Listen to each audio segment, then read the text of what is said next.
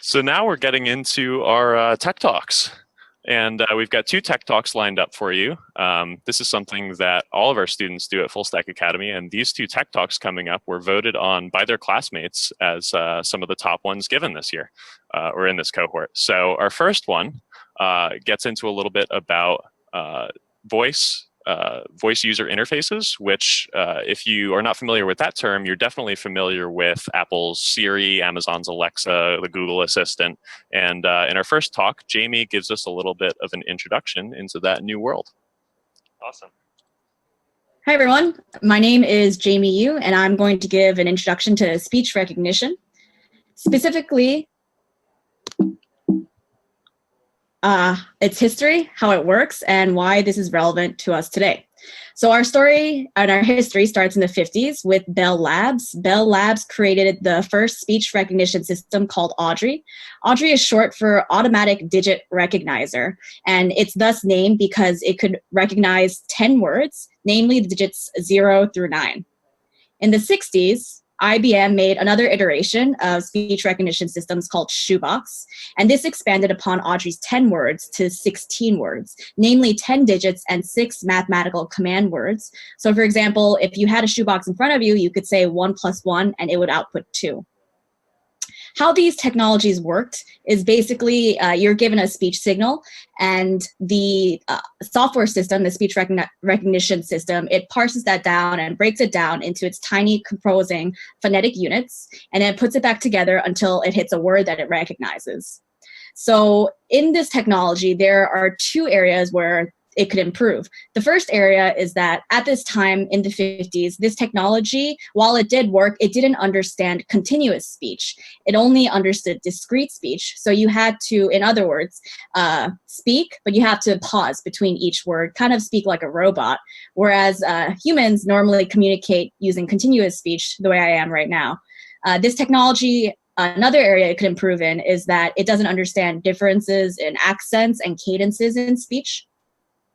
So in the 70s, the US government really poured in a lot of money and a lot of funding, specifically the Department of Defense, did a lot of research in speech recognition. And one way they did that is they improved upon the brute search force algorithm.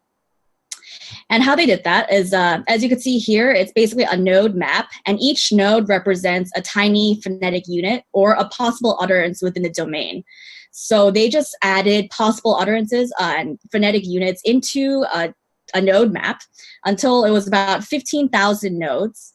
And then this, whenever a speech signal is given, it's broken down into its phonetic units, and it's mapped along this node map until it hits a word. And this really helped in terms of before, only 16 words could get recognized, but with the addition of 15,000 nodes, 1,000 words could get recognized through just improving this algorithm. Another way to recognize speech, another algorithm that was made at this time was called the hidden Markov model. And a hidden Markov model is basically just a complex mathematical pattern searching algorithm that helps machines identify words.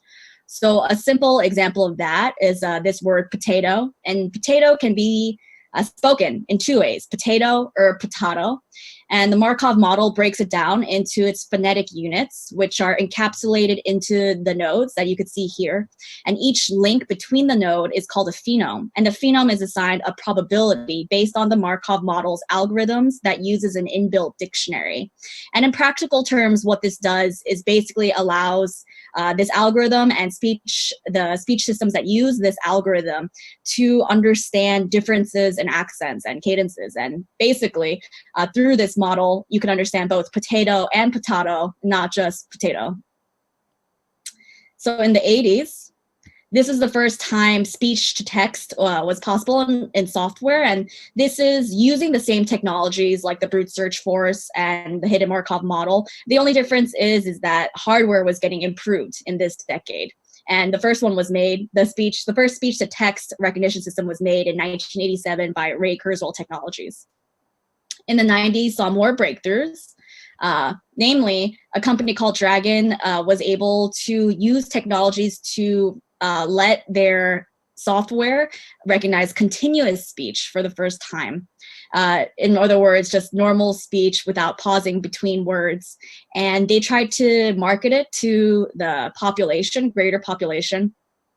And in 1994, they came out with a naturally speaking software system, but right when it came out, it was $9,000. So it was available to people, but still quite expensive.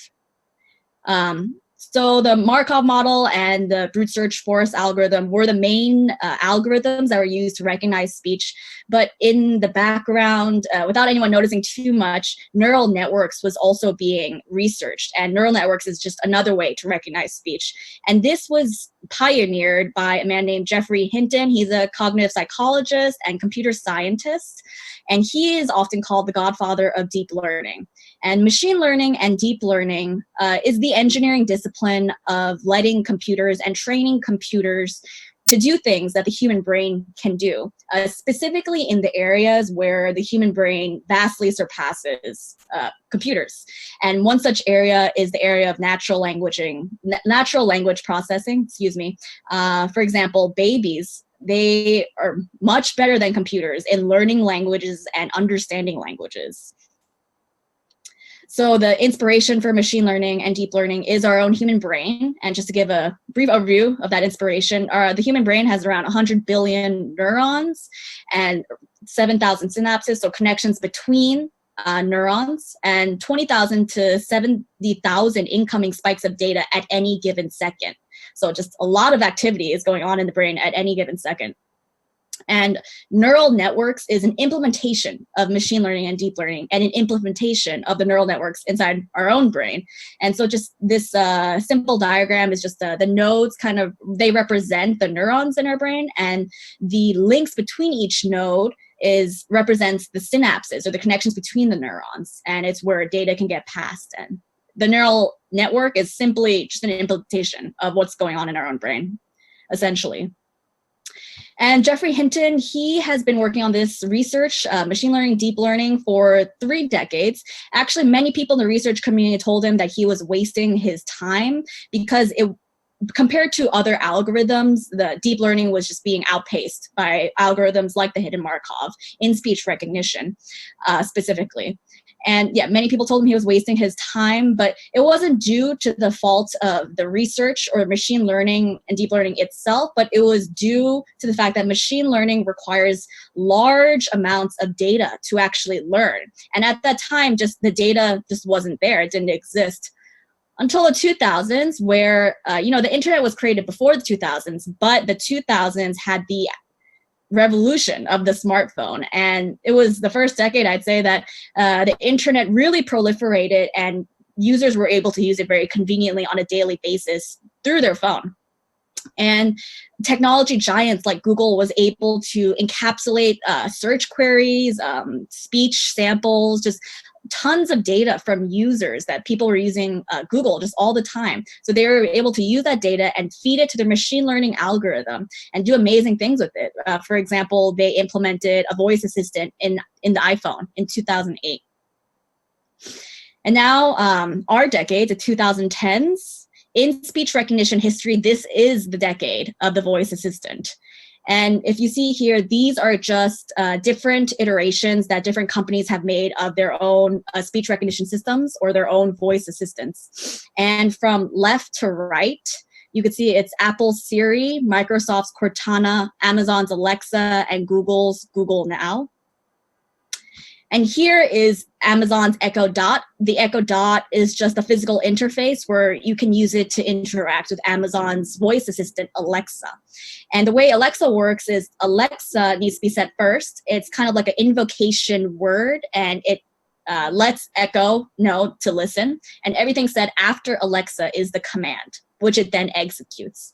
And this past Christmas even, the Echo Dot sold out a handful of times, a couple of times. And some of you may be wondering, well, if speech recognition has been around since the 1950s, why is it seems recently that it's really hitting the mainstream and becoming commercially successful? And that is because machine learning finally has enough data that's being fed into it that it's accurate enough to be usable in a non-controlled environment. Why do we care? Well, as developers, we care because machine learning is being harnessed in handy APIs. For example, Google has its web speech API, IBM has Watson, and there are various NPM modules that really harness speech recognition. And just some practical ways that this can be implemented in the future. This idea of a smartphone, you could interact with your home that's being connected to the internet, and you could interact with it with your voice. It could be used for people with disabilities or in virtual reality. So it's a host of opportunities for developers, and perhaps one day, like the scene in Iron Man, developers can make this into a reality. So thank you for your time. Awesome. Thank Very you, cool. Jamie. Yeah, I'm in love with my Alexa. I love finding all the little Easter eggs, but I think that it is a new type of input that we'll continue to see grow. And I'm curious, we're kind of at this convergence of a lot of things happening in tech right now, and I think voice input will be one of those things that we look back on and say it should have been obvious. It's just it was just a reminder about how, things that seem really just toys, can become like very serious parts of our life, and something very similar and dear to our lives is JavaScript itself, which when it came out in the early 90s, it was just seen as a little toy language. And now, we write really major apps in it. But anyway, really great tech talk. Thank you. Yeah, thank you, Jamie. It's really cool also to see how far it's come in just a few decades from the point where, you could just add a few numbers together to now you talk to some of these things and they're so conversational, it almost feels like there's a real person on the other end sometimes. Yeah.